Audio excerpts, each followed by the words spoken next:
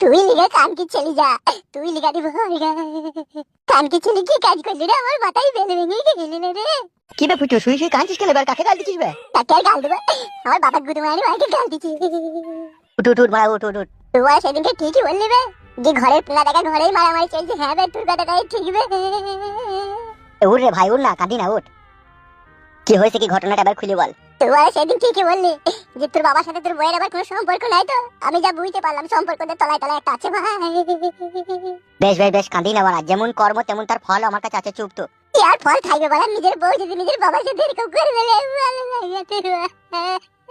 চুপ চুপ চুপ, আমার কথা শুন। ভালো লাগছে না ভাই, আমি গলায় ধরে চিনলি ভাই। আগে কি ভাই আমার উপরে লাগছে কত গেল ভাই, গুড ভাই ভাই। ফুটু, অত ভেঙে পড়লে হবে না। ভেঙে পড়ছি না ভাই, মন ভেঙেছি রে ভাই, মন ভেঙেছি রে। মনকে আরো কঠিন, আরো মজবুত করে তুলতে হবে তোকে। আর হবে না ভাই, আমাদের আর সম্ভব নয় ভাই, হবে না ভাই। বেটা ছেলে পুরুষ মানুষ যার নাম, সে পারে না দুনিয়ায় এমন কোনো কাজ আছে খেপাচোদা? কি করে করবো ভাই বল, আমার মাথায় কাজ করছে না এসব দেখি শুনি।